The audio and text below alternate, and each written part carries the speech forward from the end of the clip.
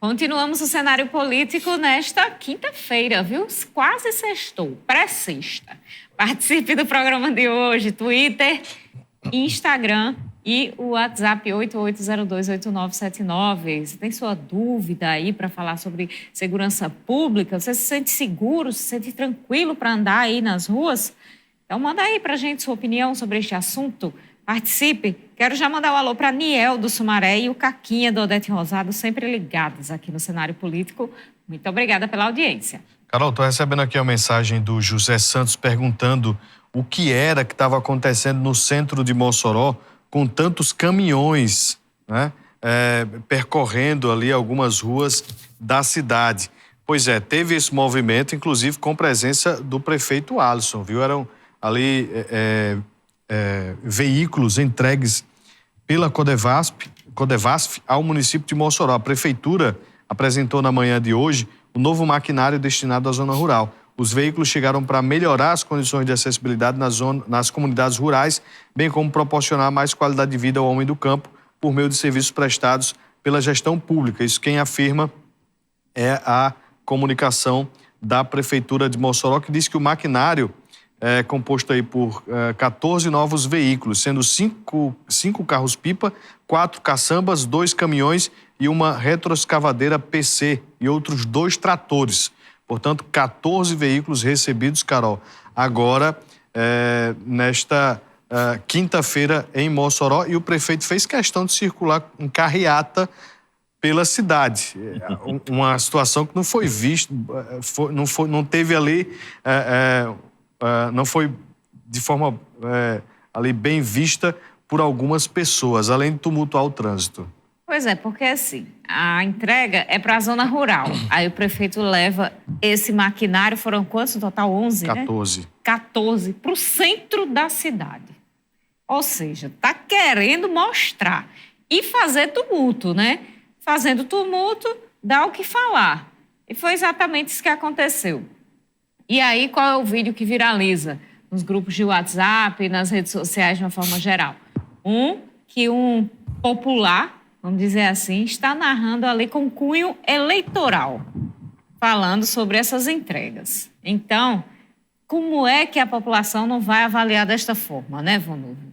De um lado e de outro. Realmente, esse desfile aí foi uma entrega apoteótica do prefeito Alisson Bezerra, aproveitando realmente dessa situação, que é um benefício, sim, para a zona rural, é um benefício para a população, mas a gente tem que entender que o Ministério do Desenvolvimento Regional está fazendo o que tem que fazer, né? O trabalho aí em benefício da região, o trabalho em benefício da zona rural, da população de uma forma geral do Rio Grande do Norte, da região Nordeste. É para isso que o Ministério existe, viu, gente? Não é nenhuma fada, nenhuma coisa. Então, e pronto, se não for este Ministério, nenhum outro faz, não. Pois é, Carol, e a gente espera que esse maquinário realmente sirva à população, né, pela festa com que foi aí apresentada. Vamos aqui ter mais uma informação. As cidades de Mossoró e Caicó estão recebendo pontos de internet em praças públicas. O trabalho faz parte do programa Nordeste Conectado, que visa ampliar o serviço de tecnologia para a população. Através de uma parceria com o Ministério das Comunicações, Mossoró está fazendo parte do programa Nordeste Conectado, que tem como um dos objetivos a instalação de pontos de internet sem fio em locais públicos. Já foram instalados os equipamentos em 2 praças aqui da cidade. Até sexta-feira, esses equipamentos já devem estar em pleno funcionamento, essa é a informação que nós temos. E, por meio da Secretaria Municipal de Educação, nós participamos como piloto de um projeto piloto como pioneiros aqui no estado, Mossoró e Caicó, do programa Nordeste Conectado. Aqui em Mossoró, as 2 primeiras praças que irão receber os pontos de internet serão a Praça do Rotary, no bairro Nova Betânia, e a Praça da Redenção, aqui no centro. A secretária de Educação de Mossoró destaca a importância dessa parceria com o governo federal na ampliação de ações para levar a tecnologia para os alunos do município. Por exemplo, a educação conectada, que nós conseguimos internet de alta velocidade, fibra ótica, com equipamentos de ponta para as escolas, computadores para a inclusão, diretamente do Ministério das Comunicações, nós conseguimos para Mossoró, por exemplo, já mais de 120 computadores, né? O Wi-Fi na praça, que é o que está sendo instalado agora, o Wi-Fi Brasil, que oferece essa internet na praça, e o Internet Brasil, que é a próxima etapa que vamos receber chips com internet gratuita para os alunos da rede municipal de ensino. Então, assim, nós nos sentimos, primeiro, privilegiados por fazermos parte desse projeto piloto, né? E é uma prova da importância das parcerias. Tá bom, que bom, então, essa ampliação aí da internet aqui em Mossoró. Vamos então voltar à nossa conversa com o Coronel Alvivar Gomes, que está aqui com a gente. Coronel, o senhor estava como diretor de ensino da PM e também esteve aí coordenando os trabalhos para o Enseja, que é uma possibilidade dos apenados poderem fazer o Enem. Como é que funciona? E existe muita adesão deste projeto? Ok, Carol, um assunto importante, interessante isso a gente fala. O Enseja voltado para pessoas com restrita de liberdade, né? Ela já acontece para jovens e adultos em todo o Brasil, né? É um projeto do INEP, né? Então, ele atinge aquelas pessoas que não têm a escolaridade e precisa dessa escolaridade, concluir essa escolaridade para poder fazer, no caso, o Enem. E no sistema prisional, como foi do Rio Grande do Norte, hoje foi o INEP, quarta-feira foi em todo o Brasil, ele pega aqueles jovens, aquelas pessoas privadas de liberdade para realizar essas provas, né? E eu estive acompanhando aqui, cadeia pública penitenciária, nós tivemos quase mais de 50% da população carcerária, né, envolvida diretamente fazendo essas provas. Eles são beneficiados, além da qualificação sendo aprovado, para fazer o Enem e, com certeza, a possibilidade de passar no Enem e exercer e entrar numa vida, no estudo profissional de terceiro grau, como também eles têm, nesse período que ele passa captação, ele consegue uma remissão de até 6 meses da pena dele. Então, quem está dentro de um regime fechado, ele consegue uma redução de pena até de 6 meses através de remissão de pena dada pela lei da execução penal. O senhor comentava, antes de começar aqui o programa, o perfil do apenado hoje. O que é que o senhor pode dizer para a gente sobre isso? Eu, analisando esses dias que estive junto ao sistema prisional, e 10 anos atrás, eu me lembro, em 2010, eu deixei, fui diretor da Armário Negócio, vários anos, né?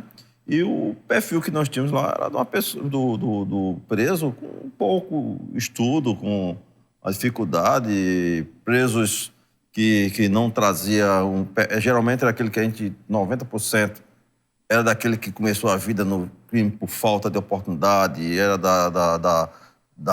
de área pobre, não teve oportunidade. Muitos deles entraram no vício desde que eu conhecia aqui o menino, na época, como cheirando cola, depois entrou no crime para traficar, para pagar o vício, para o perfil de hoje, que eu vejo que a maioria hoje aparece pessoas de classe média.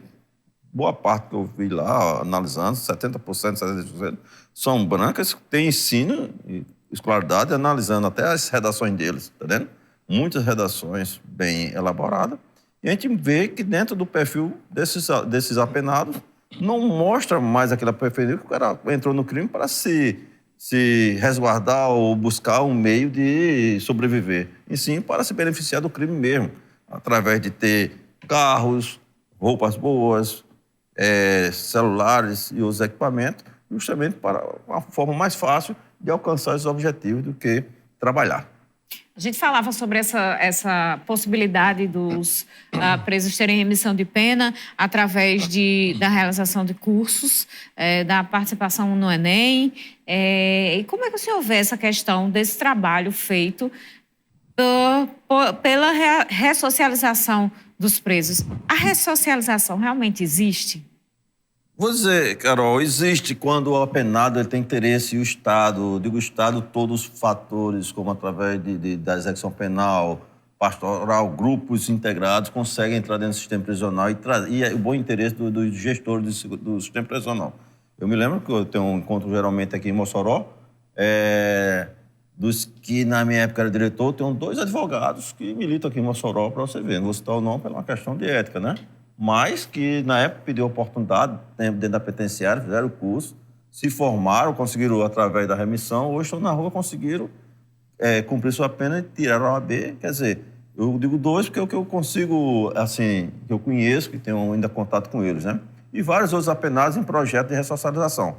Infelizmente, hoje, com o advento do crime organizado e facções criminosas, isso tem trazido, dificultado, tirar o elemento daquele crime, porque no momento que ele se filia uma facção daquela, ele não tem mais como sair. Ele tem que pagar pedágio, tem que pagar custo e tem que fazer crimes para manter o crime organizado e suas facções. Então, hoje, a gente vê essa dificuldade dentro do sistema prisional, justamente por o crime estar se organizando através de suas facções e quando a pessoa entra nessa facção, ela fica sem saída, a não ser continuar no crime, mesmo que tenha sua liberdade dada através de alvará de soltura ou de condicional.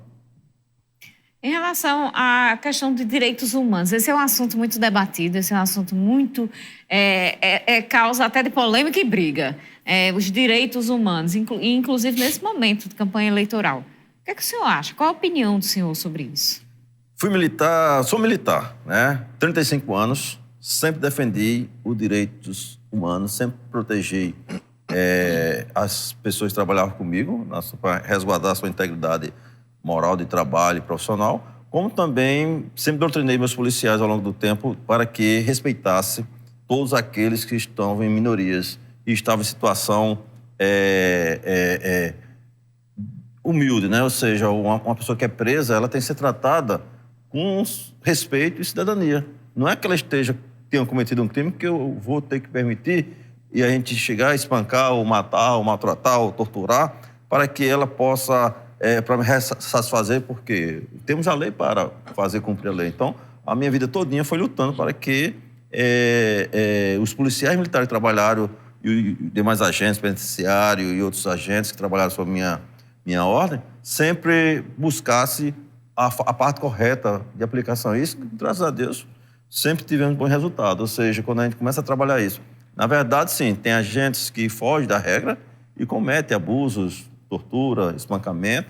E dentro das instituições nós temos os mecanismos através da corregedoria e a justiça para puni-los. E muitos perderam a farda, foram expulsos da polícia por parte de grupos de tortura, até de extermínio, entendeu?